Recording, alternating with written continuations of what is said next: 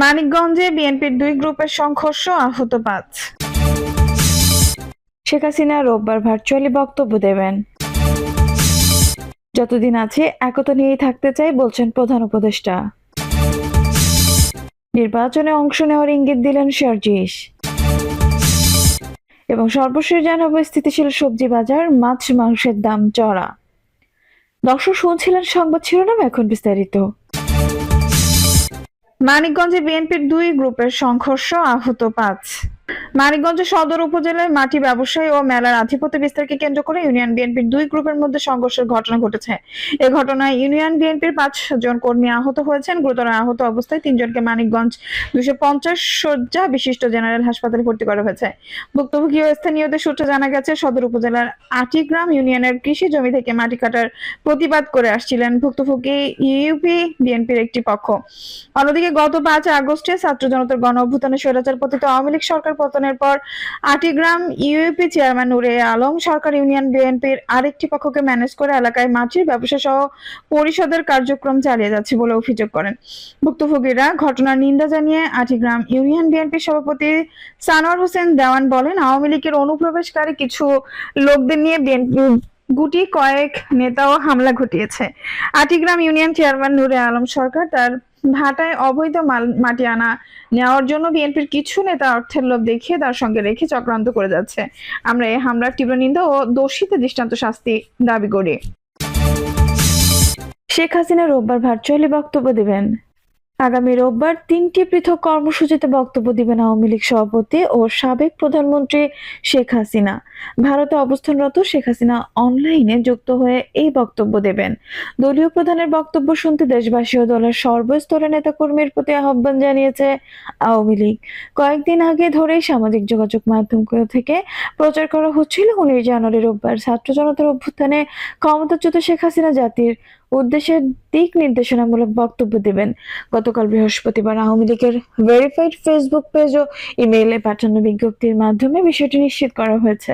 সংবাদ বিজ্ঞপ্তিতে বলা হয়, শেখ হাসিনা নিয়মিত বিরতিতে দলের নেতাকর্মী ও দেশবাসীর উদ্দেশ্যে বক্তব্য ও প্রয়োজনীয় নির্দেশনা প্রদান করছেন। এরই ধারাবাহিকতায় আগামী 19 জানুয়ারি দুপুর 12:30টায় দক্ষিণ কোরিয়া, আওয়ামী লীগ সন্ধ্যা 6:30টায় দক্ষিণ আফ্রিকা এবং রাত 9:30টায় ফ্রাঙ্কফুর্ট জার্মানি আওয়ামী লীগ নেতার সঙ্গে মত বিনিময়ে সবাই বক্তব্য দেবেন।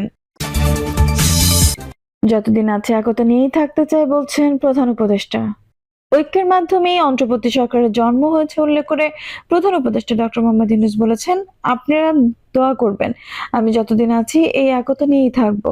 আমাদের সেই পথেই চলতে হবে। রাজনীতির দলের প্রতিনিধিদের উদ্দেশ্যে প্রধান উপদেষ্টা বলেন, আপনাদের সবার সঙ্গে দেখা হলে, বসতে পারলে আমার কাছে খুব ভালো লাগে, মনে সাহস পাই। কারণটা পরিষ্কার, এই সরকারের জন্ম হয়েছে ঐক্যের দ্বারা। যখন আমরা নিজেরা কাজ করি, হঠাৎ তখন দেখি একা পড়ে গেছি, আশেপাশে আপনারা কেউ নেই, তখন একটু দুর্বল অনুভব করি। আবার যখন আপনারা একসঙ্গে হন, মনের মধ্যে সাহস আসে যে আমরা একতাবদ্ধ আছি, একতাতেই আমাদের জন্ম, একতাতেই শক্তি। আপনাদের সবার সঙ্গে দেখা হলে প্রাণ সঞ্চার হয়। জুলাই গণঅভ্যুত্থানের ঘোষণাপত্র ইস্যুর অবতারণা প্রসঙ্গে ডক্টর ইউনূস রাজনৈতিক দলের নেতাদের বলেন, মাঝখানে একদিন ছাত্ররা এসে বলল যে তারা একটা ঘোষণা দেবে, প্রোক্লেমেশন করবে, আমাকেও সেখানে থাকতে হবে। আমি বুঝতে চাইলাম কি প্রোক্লেমেশন। তারা বলল, আমি বললাম এটা হবে না, সেখানে আমরাও যাওয়া হবে না, আর তোমাদের এটা করা ঠিক হবে না। তোমরা যদি 5 আগস্টে ফিরে যেতে চাও, সেদিনের পরিপ্রেক্ষিতে যা হয়েছিল সেটা রিক্রিয়েট করতে হবে। একা এটা করা যাবে না। 5 আগস্টের অনুভূতিটাই ছিল একতার। উল্লেখ করে প্রধান উপদেষ্টা সম্প্রতি ছাত্রদের সঙ্গে আলাপচারিতার বিবরণে আরো বলেন, কেউ সেদিন বলেনি যে তুমি আসো, তুমি অমুক আমি অমুক, কাজেই সেটা যদি করতে চাও সবাইকে নিয়ে করতে হবে। এটা পরিষ্কার, এটা না করলে সেটা ঠিক হবে না। যে একতা দিয়ে তোমরা 5 আগস্ট সৃষ্টি করেছিলে সেটার অবমাননা হবে। তারা খুব খুশি হয়নি আমার কথায়, কিন্তু ক্রমেই তারা বুঝলো যে 5 আগস্ট যদি রিক্রিয়েট করতে হয় তাহলে এভাবে করতে হবে, সবাইকে একত্রিত করতে হবে। সে কথা থেকে এই আলাপ শুরু। আজকের আলোচনাটা এটাকে কেন্দ্র করেই হবে। যেখানে আমরা এটা একতাবদ্ধভাবে করতে পারবো না, সেখানে এটার উদ্দেশ্য ব্যাহত হবে, তাহলে এটার দরকারও নেই আসলে। নির্বাচনে অংশ নেওয়ার ইঙ্গিত দিলেন শারজিস। আগামী জাতীয় সংসদ নির্বাচনে অংশ নেওয়ার ইঙ্গিত দিয়েছেন বৈষম্য বিরোধী ছাত্র আন্দোলনের অন্যতম সমন্বয়ক জুলাই স্মৃতি ফাউন্ডেশনের সাধারণ সম্পাদক সার্জিস আলম। তিনি বলেন, পঞ্চগড়ের মানুষ যদি মনে করে আমি কিংবা তরুণ অন্য কেউ সংসদে তাদের প্রতিনিধিত্ব করতে পারে, তাহলে আমি মনে করি তার এই দায়িত্ব নেওয়া উচিত। সার্জিস বলেন, আমরা মানুষের চাওয়া নিয়েই কাজ করেছি। সব কর্মসূচি ছিল মানুষের পালস বুঝেই। মানুষ এখন চায় আন্দোলনের নেতৃত্ব দেওয়া তরুণরা তাদের প্রতিনিধি হয়ে সংসদে প্রতিনিধিত্ব করুক। বৈষম্যবিরোধী ছাত্র আন্দোলনের অন্যতম এই সমন্বয়ক বলেন, অন্যায় অনিয়ম ঠেকাতে প্রত্যেক জেলা উপজেলার মানুষকে নিয়ে গ্রুপ তৈরি করা হবে।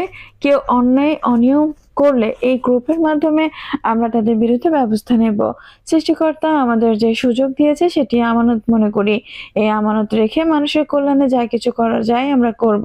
সার্জিস আলম বলেন, বৈষম্যবিরোধী ছাত্র আন্দোলনের নেতৃত্বে এই অভ্যুত্থানটি সফল হয়েছে এবং আমরা যারা এই অভ্যুত্থানে ফ্যাসিস্টের বিরোধী আন্দোলন অংশ নিয়েছিলাম, আমরা অভ্যুত্থান পরবর্তী বাংলাদেশ নিয়ে যে স্বপ্ন দেখি তার সামগ্রিক একটি রূপরেখা এই জায়গায় দেখতে পাবো। ঘোষণাপত্র নিয়ে প্রধান উপদেষ্টা সকল রাজনৈতিক দলের প্রতিনিধি নিয়ে যে আলোচনা করেছেন তা ফলপ্রসূ হয়েছে। কয়েকদিনের মধ্যে ঘোষণাপত্র বাংলাদেশের মানুষের সামনে আসবে। নির্বাচন প্রসঙ্গে রাজেশ বলেন, এত রক্ত এত জীবনের বিনিময়ে জনগণের চাওয়া কেবল একটি নির্বাচনের মধ্যে সীমাবদ্ধ না। দ্রুত সময়ের মধ্যে নির্বাচন হয়ে জনগণের যারা প্রতিনিধি হবে, স্বচ্ছ নির্বাচনের মাধ্যমে তাদের কাছে ক্ষমতা যাবে। এতে কোনো সমস্যা নেই, কিন্তু 6 মাসের মধ্যে নতুন একটি ভোটার তালিকা হালনাগাদ করা, নির্বাচন কমিশনকে ঠিক করা, বিচার ব্যবস্থাকে ঠিক করা এবং আইন শৃঙ্খলা বাহিনীকে তাদের মূল দায়িত্বে ফিরে আনা প্রায় অবাস্তব অসম্ভব। তিনি বলেন, বিগত 16 বছরে রংপুর বিভাগ সহ পঞ্চগড় অনেক বৈষম্যের শিকার হয়েছে। কয়েকটি রাস্তা ছাড়া কিছুই হয়নি। এটা শিল্প, একটা শিল্প কারখানা হয়নি। আমাদের বেশি কিছু দরকার নেই। যেটুকু পঞ্চগড়ের মানুষের পাওনা বা হক, সেটা কিভাবে আদায় করা যায় আমরা প্রাণপণ চেষ্টা করব। সৃষ্টিকর্তা আমাদের যে সুযোগ দিয়েছে সেটি আমানত মনে করি। এই আমানত রেখে মানুষের কল্যাণে যা কিছু করা যায় আমরা করব। তিনি আরো বলেন, অনেক বিত্তবান ভালো মানুষ রয়েছেন, অনেক গার্মেন্ট মালিক রয়েছেন, তাদের সঙ্গে কেবল যোগাযোগ করা ও সদিচ্ছা থাকা দরকার। আমরা যে শীত বস্ত্র পেয়েছি তা পঞ্চগড় প্রত্যেক ইউনিয়নে পর্যায়ক্রমে বিতরণ করা হবে। স্থিতিশীল সবজি বাজার, মাছ মাংসের দাম চড়া। সরকার পতনের পরে উত্তপ্ত ছিল সবজি সহ নিত্য প্রয়োজনীয় সব পণ্যের বাজার। ঋতু পরিবর্তনের সঙ্গে সঙ্গে ঊর্ধ্বমুখী সবজি বাজারে কিছুটা স্থিতিশীলতা এসেছে। কমেছে আলু, পেঁয়াজ সহ অন্যান্য সবজির দাম। তবে এখনো চড়া মাছ, মাংস, মুরগির বাজার। সরেজমিনে দেখা গেছে বাজারে আলু, সিম, টমেটো সব ধরনের শাকসবজির দাম কমেছে। আজ আলু 30 থেকে 35 টাকা, পেঁয়াজ 50 টাকা, মানভেদে প্রতি কেজি বেগুন 45 থেকে 50 টাকা, বরবটি 50 থেকে 60 টাকা, মূলা 20 টাকা, পটল 60 টাকা, পেঁপে 30 টাকা, গাজর 40 টাকা, টমেটো 40 থেকে 50 টাকা, সিম 25 টাকা, শসা বিক্রি হচ্ছে 40 থেকে 50 টাকা কেজি দরে। এছাড়া ঢেঁড়স 70 টাকা, চিচিঙ্গা 60 টাকা, ধুন্দল 70 টাকা, ঝিঙা 60 টাকা, পেঁয়াজ কলি 50 টাকা, কচুর লতি ও কচুরমুখী 80 টাকা, মিষ্টি কুমড়া 30 টাকা, কাঁচামরিচ 80 টাকা, ধনেপাতা 50 টাকা কেজি দরে বিক্রি হচ্ছে। মানভেদে প্রতিটি লাউ 80 টাকা, চাল কুমড়া 60 টাকা, ফুলকপি 20 থেকে 30 টাকা, বাঁধাকপি 20 টাকা করে বিক্রি হচ্ছে। এছাড়া প্রতি হালি কাঁচা কলা 20 টাকা, লেবু বিক্রি হচ্ছে 20 থেকে 25 টাকা করে। রায় সাহেব বাজারের সবজি বিক্রেতা আজমির হোসেন বলেন, সবজির দাম গত সপ্তাহের মতোই আছে, কোনো কিছুর দাম বাড়েনি, বরং আলুর দাম কমেছে। সাদাত হোসেন নামে আরেক বিক্রেতা বলেন, শীতকালে এমনিতেই সবজির দাম কম থাকে, এরকম যদি সব সময় থাকে তাহলে আমরা যেমন মালামাল বিক্রি করে শান্তি পাবো, তেমনি ক্রেতারাও কিনে স্বস্তি পাবেন। আলু পেঁয়াজ বিক্রেতা মোবারক মিয়া বলেন, গত সপ্তাহের তুলনায় আলুর দাম কমেছে। দেশি পেঁয়াজের দামও এখন নাগালের মধ্যে আছে, তাই ভারতীয় পেঁয়াজের দরকার হয় না। দেশি পেঁয়াজের চেয়ে ভারতীয় পেঁয়াজের দাম অনেক বেশি। দেশি পেঁয়াজ আমরা ন্যায্য মূল্যে বিক্রি করলে আমাদেরও লাভ, দেশি কৃষকেরও লাভ। এদিকে স্থিতিশীল সবজির দাম দেখে অনেকটাই স্বস্তির নিঃশ্বাস ফেলেছেন বাজারে আসা ক্রেতারা। শ্যামবাজারে বাজার করতে আসা জসিমউদ্দিন বাংলা ট্রিবিউনকে বলেন, শীত আসার পর সবজির বাজারে চোখ বন্ধ করে কেনাকাটা করা যায়, সবকিছুর দাম মোটামুটি নাগালের মধ্যেই আছে। এমন বাজার আমরা সবসময় প্রত্যাশা করি। সবজির বাজারে স্বস্তি পেলেও মাছ মাংসের বাজারে এসে অস্বস্তি বোধ করেন ক্রেতারা। মাছ মাংস ঊর্ধ্বমুখী দাম করে কবে সহনীয় পর্যায়ে আসবে তা নিয়ে উদ্বিগ্ন ক্রেতারা। সরেজমিনে দেখা গেছে বাজারে প্রতি কেজি গরুর মাংস বিক্রি হচ্ছে 750 টাকা কেজি দরে, খাসির মাংস 1150 টাকা কেজি দরে বিক্রি হচ্ছে। এছাড়া আজ ব্রয়লার মুরগি 200 থেকে 210 টাকা, কক মুরগি 340 থেকে 350 টাকা, লেয়ার মুরগি 280 থেকে 290 টাকা, দেশি মুরগি 550 টাকা কেজি দরে বিক্রি হচ্ছে। ফার্মের মুরগির প্রতি ডজন ডিম বিক্রি হচ্ছে 135 টাকায়। দর্শক, এই ছিল এখনকার সর্বশেষ সংবাদ। নিউজটি ভালো লাগলে অবশ্যই একটা লাইক দিন, কমেন্টে আপনার মূল্যবান মতামত জানান। সবসময় আমাদের পাশে থাকতে সাবস্ক্রাইব করে বেল বাটনটি অন করে রাখুন। ধন্যবাদ।